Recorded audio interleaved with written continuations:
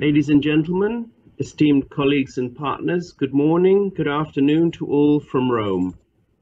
On behalf of IFAD, let me first sincerely thank the SARC Agricultural Center, the Asian Farmers Association for Sustainable Rural Development, AFA, the International Cooperative Alliance for Asia Pacific, for co-organizing and for inviting IFAD to this important regional forum.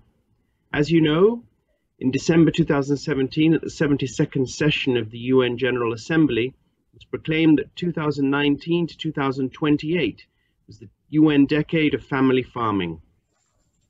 The UNDFF aims to serve as a framework for countries to develop public policies and investments to support family farming and contribute to the achievement of the SDGs. During the decade's launch in May 2019 in FAO headquarters in Rome, a global action plan to promote the UNDFF was defined. To oversee the implementation of the UNDFF, an international steering committee was established, composed of representatives of member states and family farmer organizations, including AFA.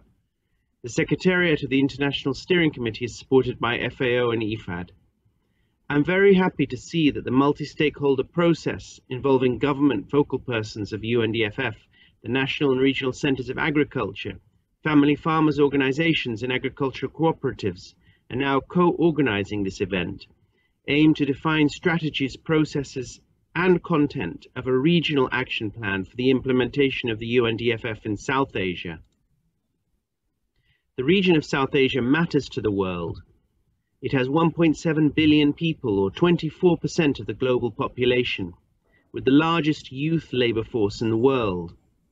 While it is the second fastest growing region in the world, it is home to 200 million people living below the international poverty line.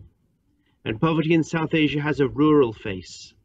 While still 70% of the rural population rely on agriculture, farmers in this region are in the large majority family farmers. They are challenged by low productivity, inadequate access to agricultural inputs, weak involvement in processes and governance of value chains, as well as climate change. And yet family farming holds a strong potential to achieve the goals of ending hunger and poverty. As you know, family farming models are currently the predominant form of food and agricultural production in both developed and developing countries, producing over 80% of the world's food in value terms. Family farming models do not just produce food, but are also fulfilling environmental, social, and cultural functions. Family farms are custodians of biodiversity and better preserve the landscape as well as the community and cultural heritage. Family farmers are small, but they are organized for collective action in their own cooperatives, associations, and federations. If we are able to transform agriculture in such a way that will empower the millions of family farmers in South Asia, our goals of eradicating hunger and poverty will be achieved. Last year, in their joint forward to the UNDFF Global Action Plan, the President of IFAD and the FAO Director General stated, and I quote, "To feed the world and do it sustainably, an urgent and radical shift in our food systems is necessary. To be effective, transformative actions must address a complex set of interconnected objectives, encompassing economic, social, and environmental dimensions. Family farmers, including pastoralists, fishers, foresters, indigenous people, and other groups of food producers, are at the heart of this issue.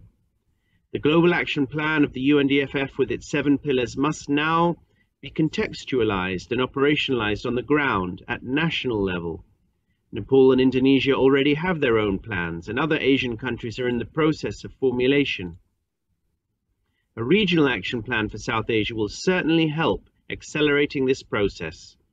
A common framework and platform at regional level will also help exchanges of best practices and mutual learning among governments, farmers, cooperatives, and research institutions in the region.